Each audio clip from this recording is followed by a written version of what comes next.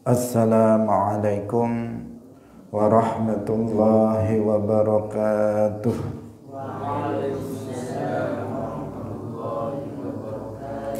Alhamdulillahi rabbil alamin. Lahul ni'matu wa lahul fadlu wa lahul thana'ul hasan. Wassalawatullahil barrir rahim wal malaikatil muqarrabin ala sayyidina wa maulana Muhammadin wa ala alihi wa ashabihi at-tayyibin at-tahirin. Allahumma la sahla illa ma ja'altahu sahla wa anta taj'alul hazna idza syi'ta sahla. Allahumma arzuqna al-ikhlasa fil niyyati wal qawli wal amal wa ba'du. Ila nabiyil mustafa sallallahu alaihi wasallam wa ikhwanihi minal anbiya'i wal mursalin wa syuhada'i was salihin, khususan ila sultanil awliya Syekh Abdul Qadir Al-Jilani wa Syekh Ahmad Ar-Rifai wa Syekh Bahaidin An-Naqsyabandi wa Syekhina Abdullah Al-Harari wa ila arwahi muassisi jam'iyyati Nahdlatul Ulama Syekh Muhammad Hashim Ash'ari wa Syekh Bisri Sansuri wa Syekh Abdul Wahab Hasbuwah wa ila arwahi jami'i ahli al-qubur minal muslimin wal muslimat. Al-Fatihah. A'udzu billahi minasy syaithanir rajim. Bismillahirrahmanirrahim. Alhamdulillahi rabbil alamin. Ar-Rahmanir Rahim. Malik yaumiddin. Iyyaka na'budu wa iyyaka nasta'in. Ihdinas siratal mustaqim. Siratal ladzina an'amta 'alaihim ghairil maghdubi 'alaihim waladdallin. Amin.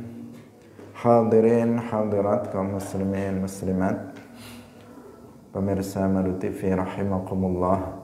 Alhamdulillah, kita bersyukur kepada Allah Subhanahu wa taala. Pagi hari ini kembali Allah Subhanahu wa taala mempertemukan kita dalam majelis ilmu. Semoga Allah Subhanahu wa taala memberikan keistiqomahan kepada kita semuanya. Karena amal yang disertai dengan istiqamah itu adalah amal yang paling dicintai oleh Allah Subhanahu wa taala. Shalawat dan salam semoga tetap terlimpahkan kepada Nabi Agung Nabi Muhammad sallallahu alaihi wasallam, para sahabatnya, keluarganya serta seluruh umat Islam yang mengikuti beliau ila yaumil qiyamah. Kita ikhlaskan niat kita masing-masing, kita ngaji lillahi ta'ala. Kita baca surah Al-Insyiqaq. A'udzu billahi minasy syaithanir rajim. Bismillahirrahmanirrahim. Idzas samaa'u syaqqat wa adinat li rabbiha wa huqqat. Wa idzal ardu muddat wa alqat ma fiha wa takhallat wa adzinat li rabbiha wa huqqat. Ya ayyuhal insanu innaka kadihun ila rabbika kadhan famulaqih.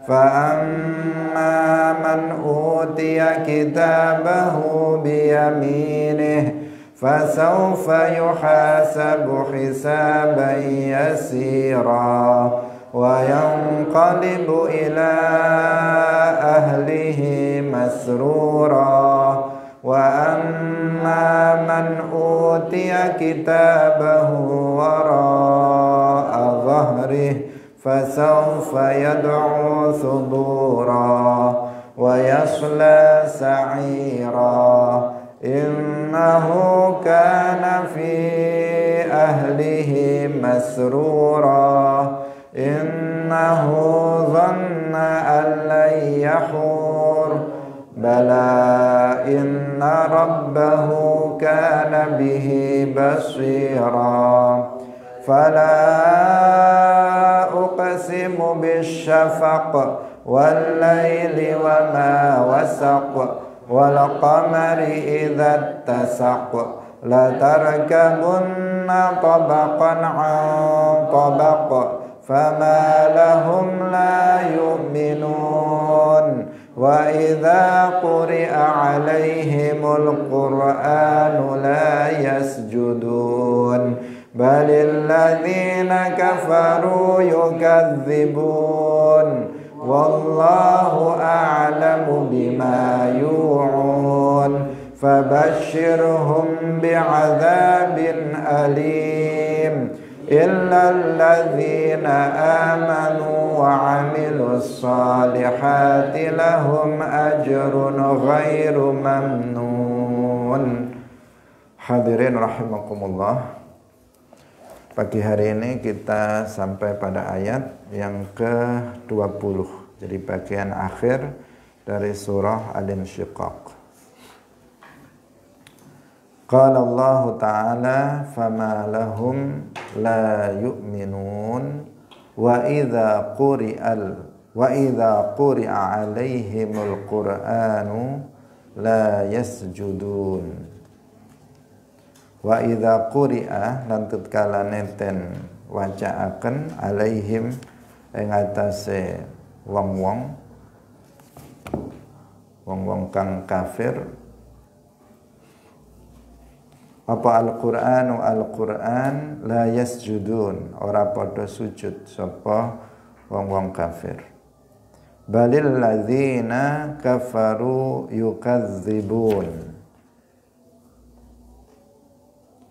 fihi qaulani fihi ing dalem ayat iki qaulani utawi ana qaul loro maksudnya ing dalem tafsirane la yasjudun qaulani utawi pendapat loro ahaduhuma utawi salah sijine qaulani iku la yusalluna ora padha salat sapa wong kafir Makkah qalahu ngucap ing qaul sapa ataun ata wasani lan utahe kang kaping pindho la yakhda'un ora padha tunduk sapa wong-wong kafir Makkah lahu maring Al-Qur'an wa yastakinun ay la yakhsha'un tegese ora padha khusyuk sapa wong-wong kafir Makkah. Hadirin rahimakumullah, sebelumnya dijelaskan fama lahum la yu'minun. Jadi apa yang membuat orang-orang kafir Makkah itu tidak beriman? Padahal hujjah sudah ada di hadapan mereka, bukti-bukti tentang kebenaran Al-Qur'an, bukti-bukti tentang kerasulan Nabi Muhammad sudah mereka saksikan, mereka sudah lihat. Artinya mereka mendustakan apa yang mereka tahu sebenarnya tentang bahwa Al-Qur'an itu adalah kalamullah, tentang bahwa Nabi Muhammad sallallahu alaihi wasallam itu adalah Rasulullah. Wa idza quri'a 'alaihimul qur'anu la yasjudun. Ketika Al-Qur'an dibacakan atas mereka, mereka tidak sujud. Itu makna zahirnya. La yasjudun, mereka tidak sujud. Nah, di sini ada dua qaul, dua pendapat dalam penafsiran. Yang pertama la yasjudun artinya la yusallun. Ini perkataan dari Atha. Karena sujud itu bagian terpenting dalam sholat, sehingga sering ketika disebut sujud, maka yang dimaksud adalah sholat. Ketika disebut rukuk, maka yang disebut adalah sholat. Disebut sebagian, tetapi yang dikehendaki, yang dimaksud adalah keseluruhan. Itu dalam bahasa Arab sering terjadi seperti itu. Sering dilakukan hal yang seperti itu. Jadi ada kalanya menyebut keseluruhan, yang dimaksud sebagian. Ada kalanya menyebut sebagian, tetapi yang dimaksud adalah keseluruhan. Seperti di sini, misalnya ada sering dikatakan sujud, tetapi yang dimaksud sholat. Karena sujud adalah bagian, bahkan rukun, salah satu rukun terpenting dari sholat. Rukuk juga termasuk bagian dari sholat. Sehingga ketika dikatakan warka'u ma'ar raki'in, artinya bukan sekedar rukuk, tetapi sholat, menjalankan sholat. Sehingga sebagian ulama mengatakan la yasjudun, artinya la yusallun. Mereka tidak sholat. Kalau orang-orang kafir, mereka dibacakan ayat-ayat Al-Quran, seperti yang sudah kita jelaskan sebelumnya, responnya ada kalanya mereka yang mendapatkan hidayah Allah, mereka langsung masuk ke dalam agama Islam ketika mendengar Al-Quran. Karena mereka tahu Al-Quran itu bukan karangan manusia. Al-Quran bukan karangan Muhammad.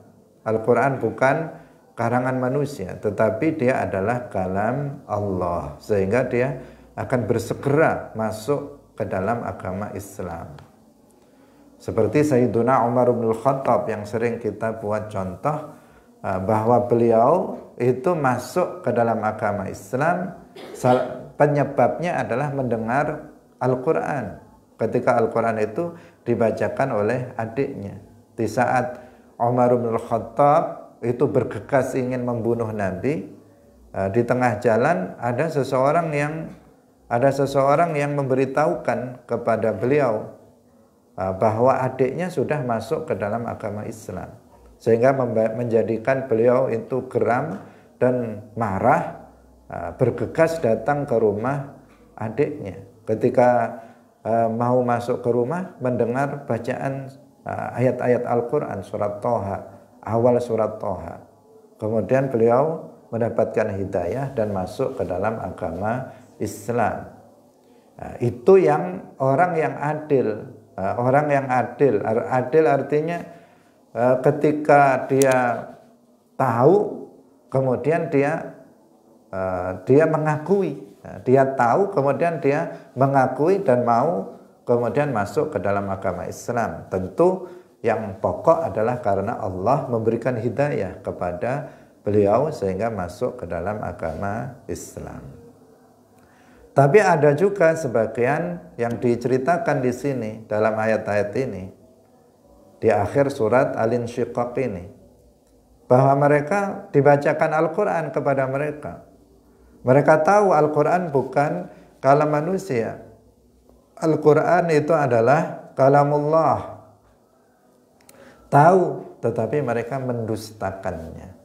Mendustakan itu tahu tetapi enggak ridho dengan apa yang dia ketahui, enggak senang dengan apa yang diketahuinya.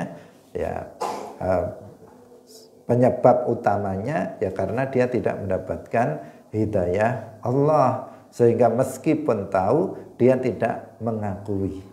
Seperti dalam kehidupan sehari-hari ini, sering kita ini nggak menerima dengan kenyataan yang sesungguhnya. Kita tahu sebenarnya kenyataannya begini, tetapi kita mengingkarinya karena sesuatu hal, karena kesombongan misalnya, karena gengsi yang ada pada dirinya, sehingga nggak mau mengakui kenyataan yang terjadi. Itu namanya takdzib atau mendustakan apa yang diketahuinya. Nah, jadi Al-Quran sudah dibaca, nggak ada kesimpulan lain, nggak ada kesimpulan lain selain mengakui bahwa Al-Quran itu kalam Allah, bahwa Muhammad itu Rasulullah. tetapi dia mendustakan apa yang diketahuinya sehingga tetap dalam kekufurannya. Mereka nggak mau sujud, mereka nggak mau masuk ke dalam agama Islam. Kemudian menurut penafsiran yang kedua, la yakhda'un, mereka tidak mau tunduk. Mereka tidak mau tunduk dan mereka tidak mau khusyuk. Itu mereka. Mereka orang-orang yang kafir. Hadirin yang dirahmati oleh Allah Subhanahu wa ta'ala.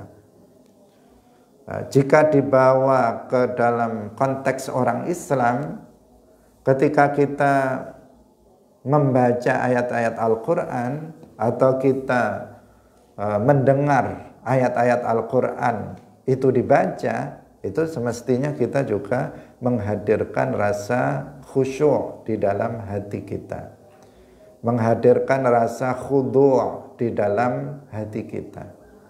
Semestinya seperti itu, tetapi untuk bisa seperti itu kita dituntut untuk mengetahui maknanya secara global. Kalau kita nggak tahu maknanya, kita bisa merasakan keindahan Al-Quran itu, kita bisa merasakan. Tetapi kita belum bisa menghayati makna dari bacaan tersebut. Kalau kita tadi di awal kita baca surah Al-Insyiqaq misalnya, maka tanpa mengetahui maknanya, kita sudah bisa merasakan ini nggak biasa. Kalau kita misalnya baca kitab biasa atau baca tiba misalnya, atau membaca Barzanji atau baca kitab-kitab yang lain, rasanya akan beda dibandingkan ketika kita membaca Al-Quran. Al-Quran banyak yang bersajak, yang itu bersajaknya bukan dipaksakan, tetapi sesuatu hal yang memang seperti itu yang diciptakan oleh Allah Subhanahu wa ta'ala. Idza samaa'u syaqqat wa adzinat li rabbiha wa huqqat wa idzal ardu muddat. Semuanya ada taknya akhir, itu bukan sesuatu yang dipaksakan dari sisi makna.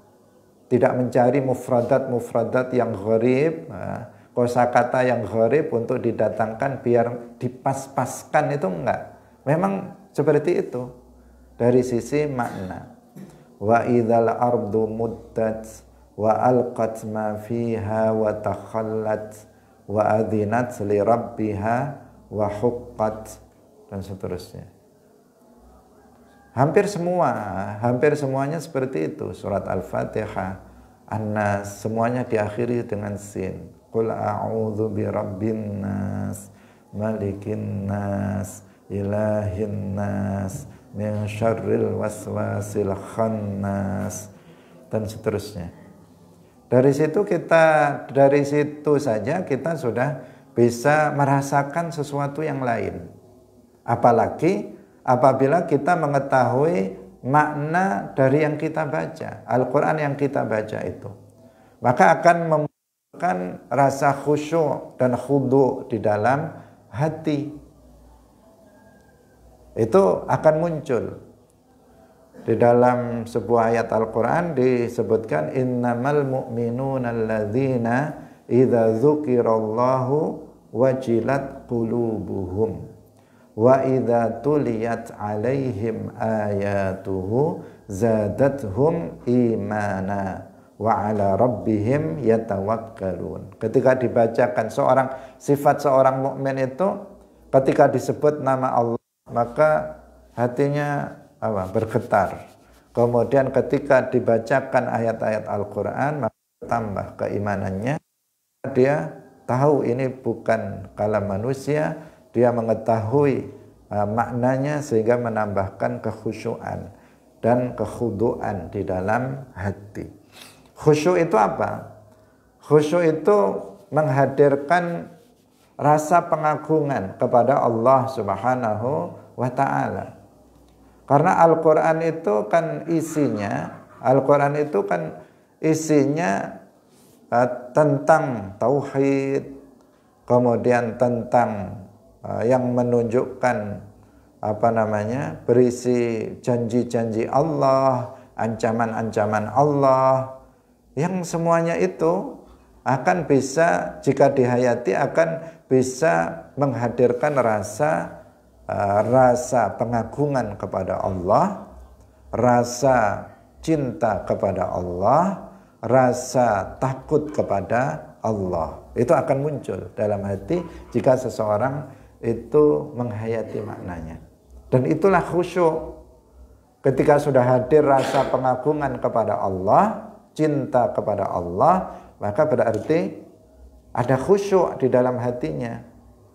Ketika seseorang itu khusyuk, tunduk kepada Allah, maka akan menjadikan seseorang itu menjadi baik. Akan menjadikan seseorang itu menjadi baik indallah. Dia akan mengamalkan apa yang diwajibkan dan dia akan meninggalkan apa yang diharamkan. Di dalam sholat kita diperintahkan untuk khusyuk. Qad aflahal mu'minun alladzina hum fi sholatihim khashi'un. Sungguh beruntung orang-orang beriman, yaitu orang-orang yang dalam sholatnya itu khusyuk. Orang beriman yang sholat dan sholatnya khusyuk itu disebut sebagai orang yang beruntung. Tapi zaman sekarang sedikit sekali orang khusyuk di dalam sholat. Kalaupun khusyuk cuman sebentar saja. Cuman sebentar saja khusyuknya lebih lama tidak khusyuknya dari khusyuknya.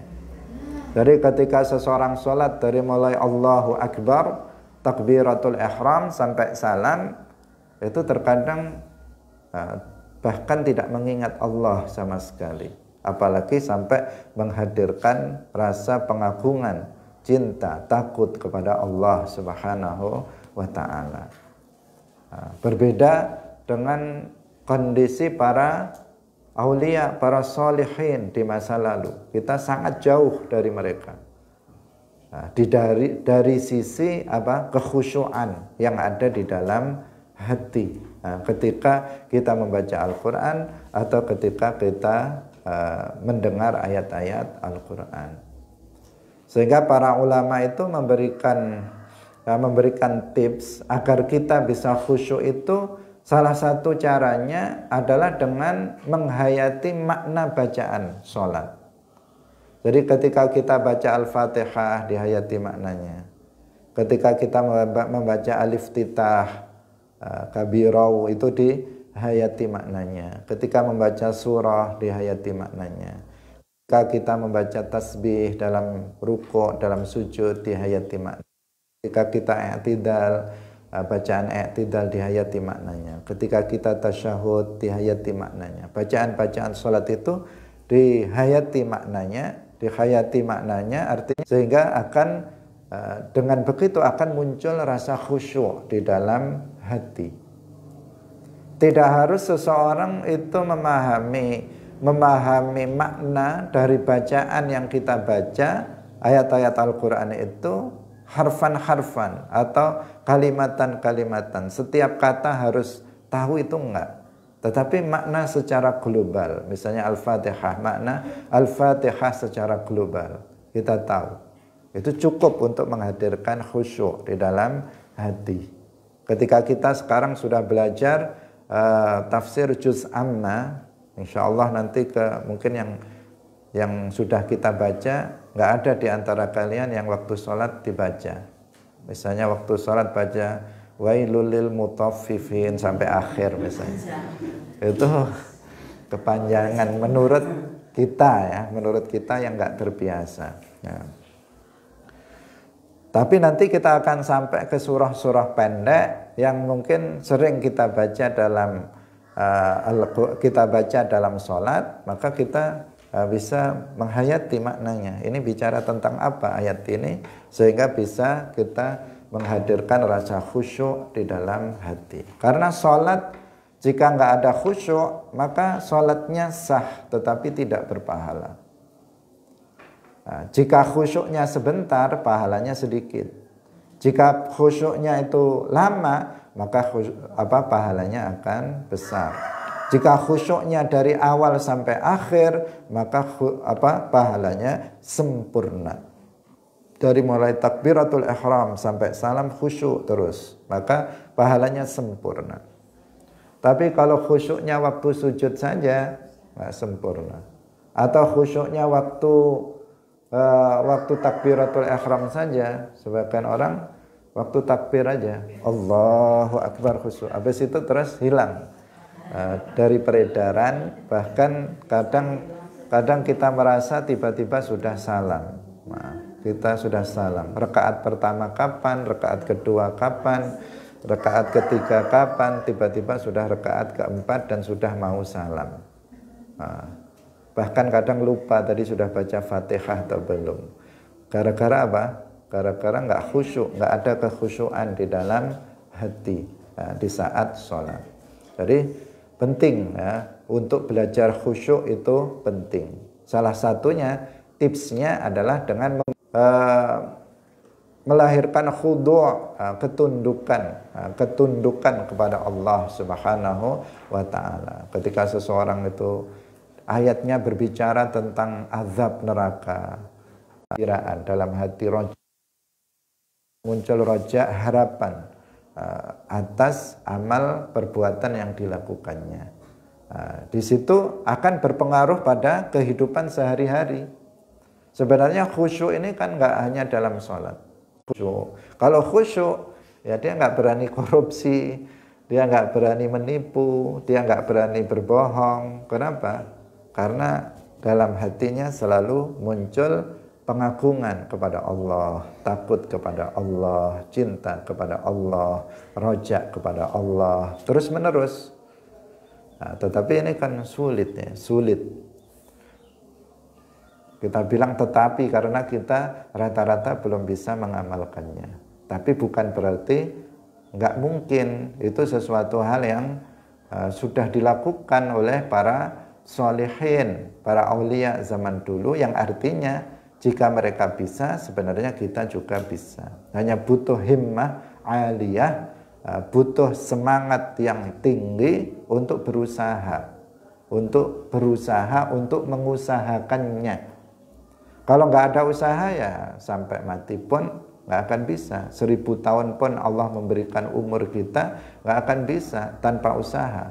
Tapi dengan usaha, seseorang bisa 1 tahun, 2 tahun bisa menjalani itu. Itu kan yang dibutuhkan sebenarnya adalah usaha sungguh-sungguh untuk menundukkan hawa nafsu. Ketika tertunduk hawa nafsu itu, maka seseorang sudah menjadi terbiasa. Terbiasa. Hadirin rahimakumullah, kita lanjutkan kembali. Jadi wa idza quri'a 'alaihimul Qur'an la yasjudun. Sebagian mengatakan la yusallun. Sebagian mengatakan la yakhda'un, la yakhsha'un. Mereka enggak khusyuk ketika mendengarnya. Dan kebanyakan kita sekarang Al-Quran dibaca nggak dihayati sama sekali. Hanya kadang ayatnya bicara tentang azab neraka sambil tertawa-tertawa. Ayatnya bicara tentang neraka jahanam, azabnya yang berat. Dia membacanya santai-santai, kayak nggak ada apa-apa. Padahal itu sedang membicarakan tentang azab yang semestinya dia menangis. Sebagian para ulama zaman dahulu membaca Al-Quran kadang pingsan dia, kadang sampai pingsan. Pingsannya bukan karena lapar atau karena sakit, tetapi dahsyatnya dia menghayati makna Al-Quran karena takut. Ada yang baca Quran mati, itu ada. Kenapa? Karena ketika yang dibaca itu sangat menakutkan sehingga menjadikan dia seperti itu, sampai seperti itu di masa lalu para sholihin. Sedangkan kita nggak merasakan apa-apa, ketika kita membaca Al-Quran. Maka ini yang harus kita menjadikan introspeksi bagi diri kita. Kita ini jauh sekali, masih sangat jauh sekali dari kebaikan. Masih jauh dari pangkat derajat yang tinggi indallah. Masih levelnya level dasar. Kalau dari sisi tingkatan, kita masih awam dalam soal amal soleh dan seterusnya. Masih pada batas teori-teori, belum pada praktek-praktek amaliyah. Karena itu di dalam Islam itu ada namanya thariqah, ada thariqah, ada at-turuq as-sufiyah, thariqah sufiyah seperti Qadiriyah, Naqsyabandiyah, Rifa'iyah dan lain-lain. Itu sebenarnya bukan sebatas ritual zikir. Karena sebagian orang memahaminya itu sebatas apa? Ritual zikir dan zikir saja. Thariqah itu adalah sebuah metode menuntun kita dalam pengamalan syariat Islam. Itu thariqah yang sebenarnya. Maka al-mursyid al-kamil, seorang mursyid yang sebenarnya, dia memantau murid itu dalam pengamalan syariat Islam. Jadi ketika kita berbaiat thariqah itu, pada hakikatnya kita berjanji kepada guru, sang mursyid, untuk kita mengamalkan syariat Islam. Itu di situ letaknya. Sehingga mursyid itu selalu mengawasi kita, karena kita janji kepada guru untuk mengamalkan syariat Islam, sehingga kita berusaha untuk kemudian menjalankan yang wajib, meninggalkan yang haram, kemudian mujahadah terhadap hawa nafsu, terus menerus dengan pengawasan seorang guru mursyid. Makanya para wali itu kebanyakan lahirnya dari thariqah. Ada wali yang enggak dari thariqah, ada banyak. Tetapi yang paling banyak para aulia, para wali itu lahirnya dari thariqah ini. Dari thariqah Rifa'iyah ribuan orang jadi wali. Dari thariqah Qadiriyah, Naqsyabandiyah banyak yang jadi wali. Kenapa? Karena tertuntun. Dia dalam berusaha mencapai derajat takwa dan wilayah itu dituntun oleh seorang guru yang gurunya juga wali. Nah, sekarang thariqah banyak, tapi cari mursyid yang wali sulit. Nah, kadang banyak mursyid yang toharoh aja nggak bisa. Gimana kalau mursyidnya toharoh nggak bisa? Sholat nggak tahu rukun-rukun sholat, misalnya nggak tahu yang membatalkan sholat. Karena dia jadi mursyid, itu warisan dari bapaknya. Bapaknya dulu mursyid, sekarang anaknya otomatis jadi mursyid. Bukan karena amalnya. Kalau zaman dulu, mursyid itu bukan keturunan, mursyid itu kepada murid.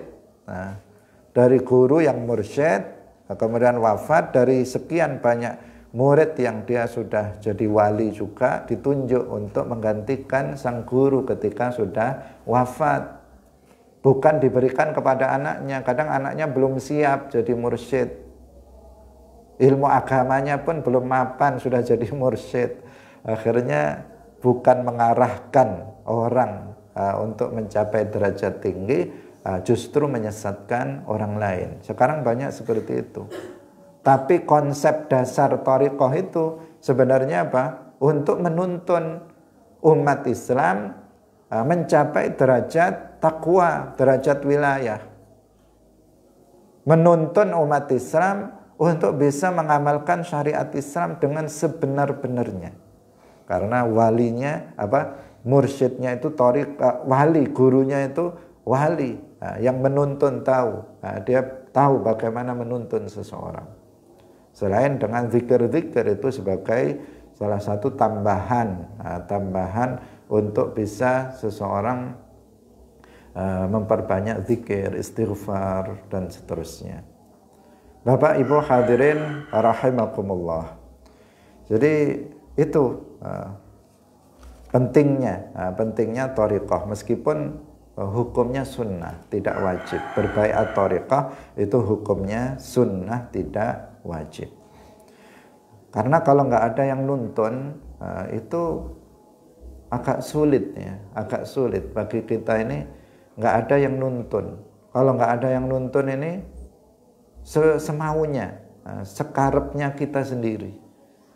Karena nggak ada kita terikat dengan seseorang, guru yang menuntun kita.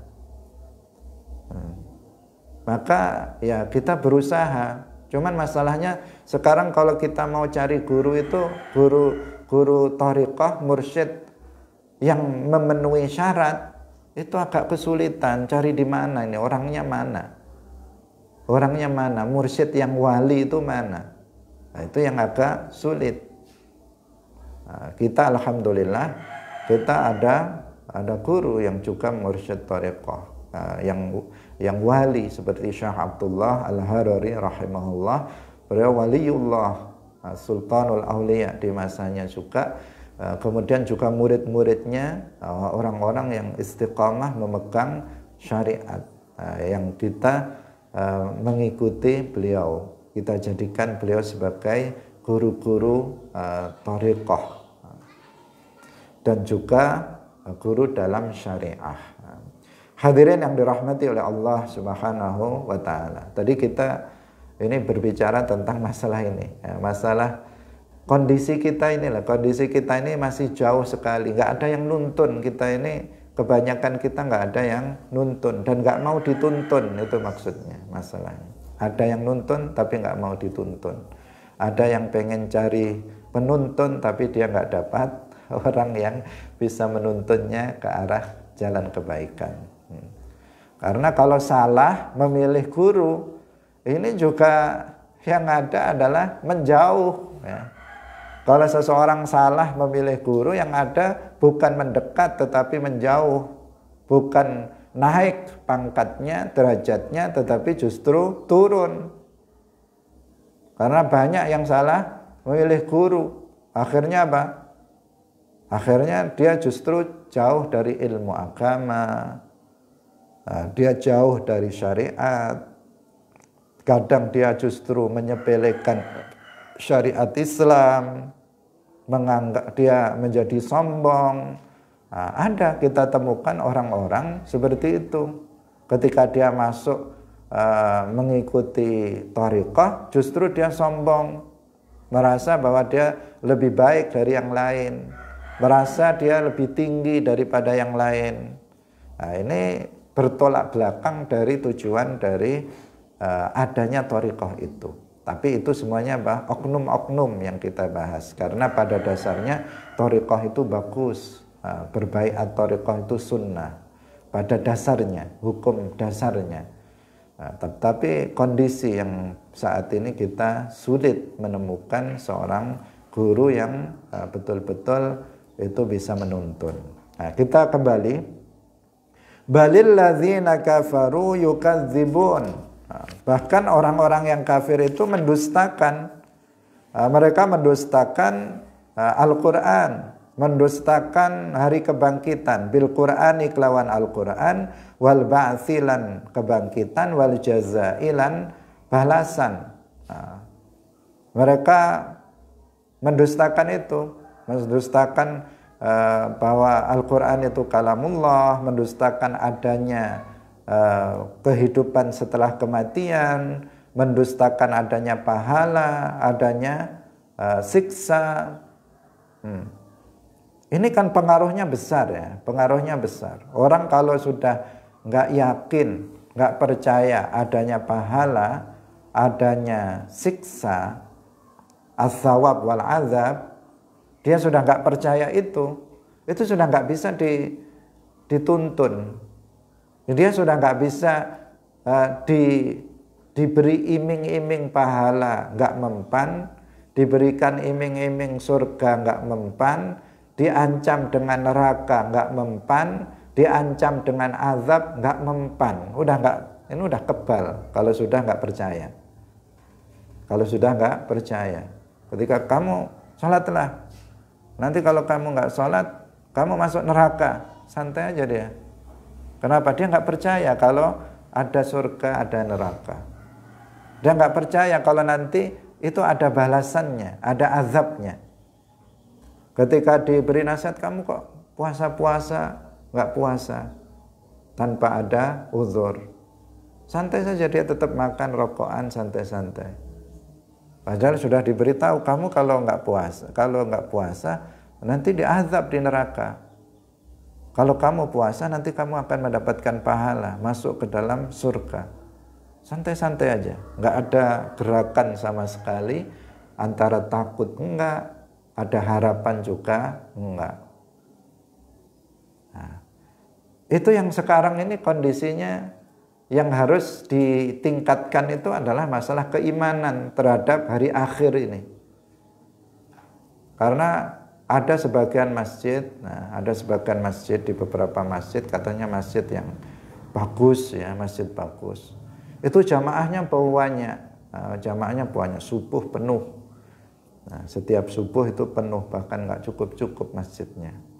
Ternyata apa? Di situ orang yang datang dikasih duit, atau yang datang dikasih sembako, atau yang datang bisa belanja murah, belanja sayur-sayuran murah dan sebagainya. Ternyata motifnya dunia. Bukan motifnya karena bisa mendapatkan pahala atau surga, takut neraka, tetapi pengen dapat sembako, dapat uang. Nah, berarti kan percayanya kepada hal-hal yang sifatnya duniawi, tidak percaya terhadap adanya akhirat, tidak percaya terhadap adanya hari kiamat, al-ba'tsu.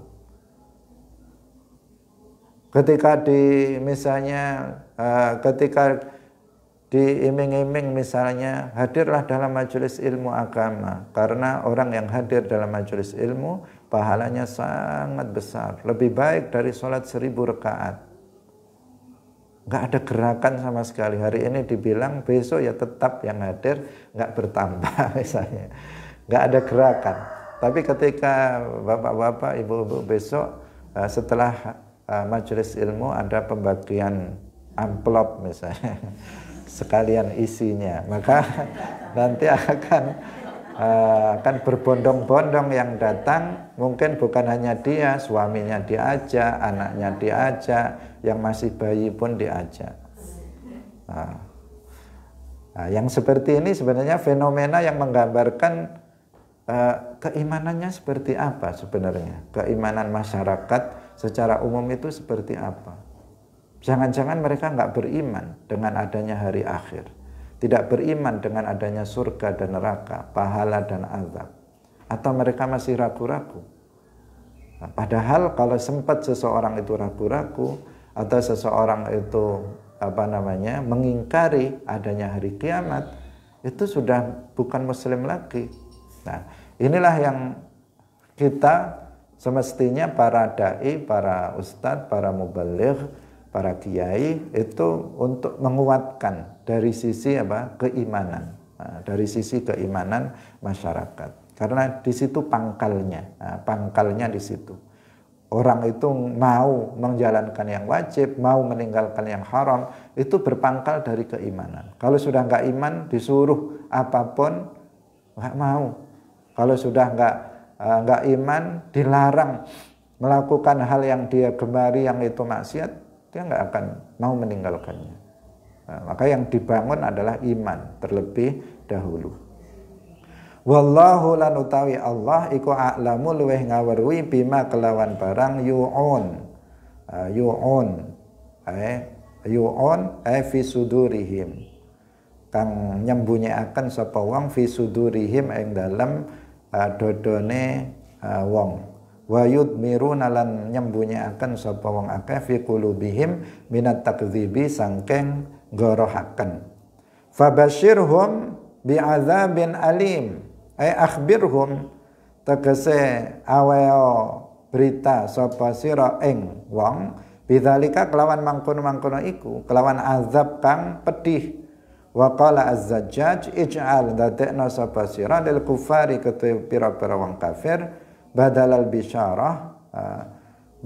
bisyarati dadi gantine kabar gembira lil mukminina kanggo wong-wong mukmin bil jannati kelawan swarga war rahmati lan rahmat al adzaba ing adzab al alima kang pedih. Nah di sini. Jadi di sini Allah tahu ya, Allah tahu apa yang ada dalam hati seseorang. Yang disimpan dari seseorang berupa takdzib, mendustakan Allah dan Rasulnya, mendustakan Al-Quran, mendustakan hari kiamat. Allah tahu apa yang ada dalam hati seseorang karena Allah yang menciptakannya. Fabashirhum bi'adzabin alim. Nah di sini lafadznya apa? Basyara, yubashiru itu biasanya itu maknanya kan untuk berita gembira. Bisyarah itu berita gembira. Kalau di pondok itu bisyarah dibuat untuk gaji. Kamu sudah dapat bisyarah, artinya dapat gaji. Sebenarnya bukan untuk memperhalus saja, untuk biar guru-guru itu nggak berharap uang ya, nggak berharap uang, ikhlas lillahi ta'ala dalam mengajar. Bahasanya bukan gaji bisyarah, sehingga dikesankan kalau bisyarah itu kecil.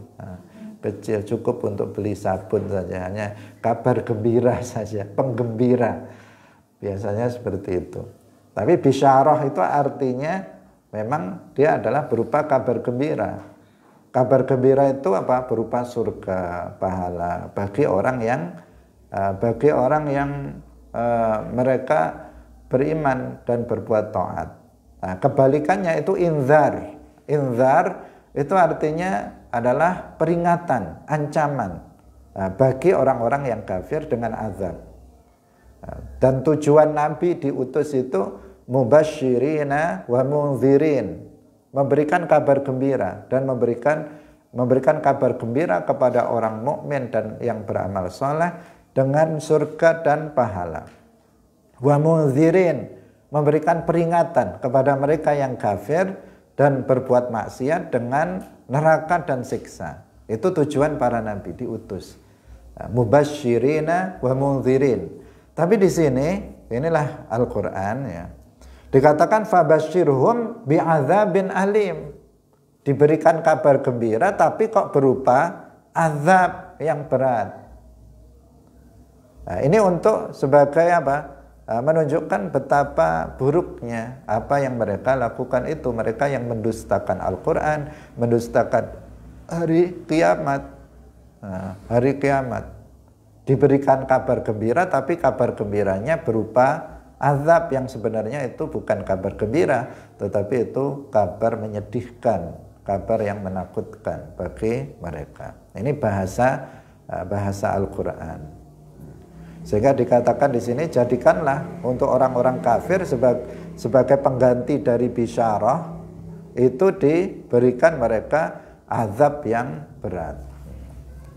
Illalladzina, kita selesaikan ini. Illalladzina amanu wa amilus salihati lahum ajrun ghairu mamnun. Ghairu mamnun ay ghairu maqtu'in, kang ora putus, kang ora den putus. Wala mangkusen lan ora den kurangi, wala yumannu lan ora den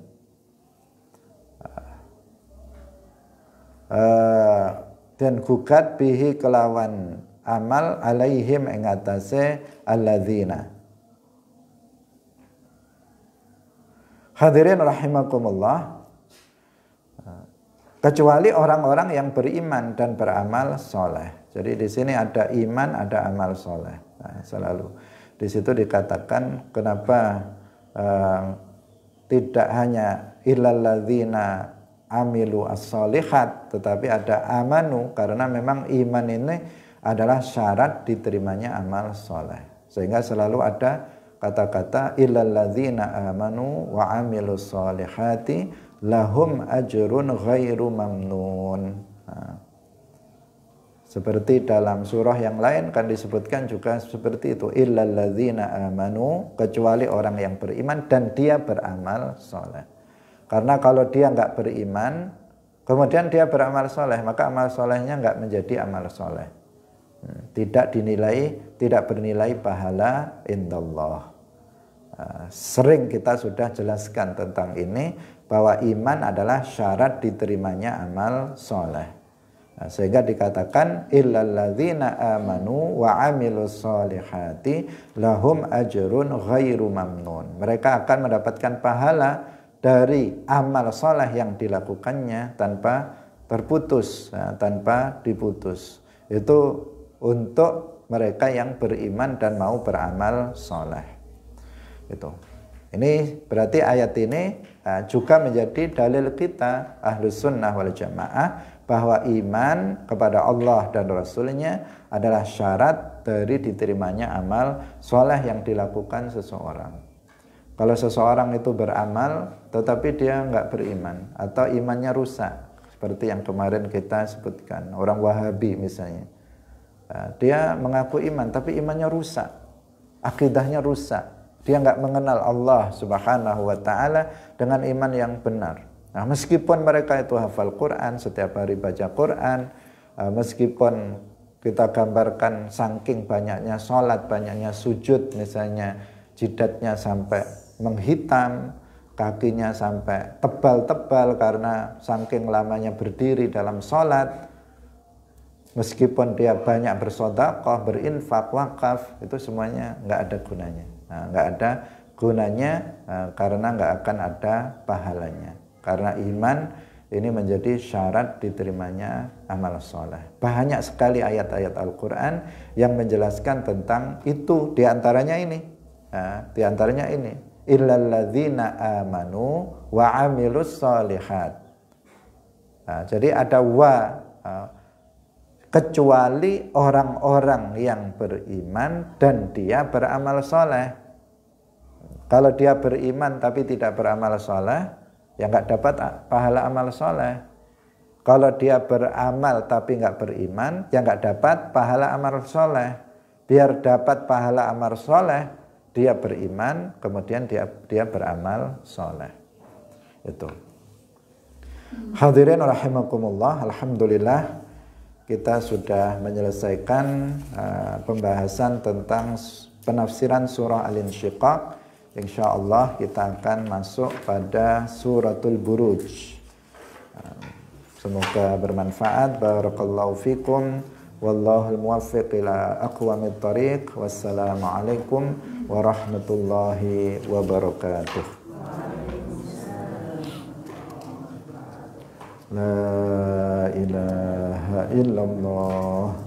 Allahumma salli ala sayyidina Muhammad wa ala alihi wa sahbihi wa sallim. Rabbi ghafirli wa liwalidayya wa lil mu'minina wal mu'minat.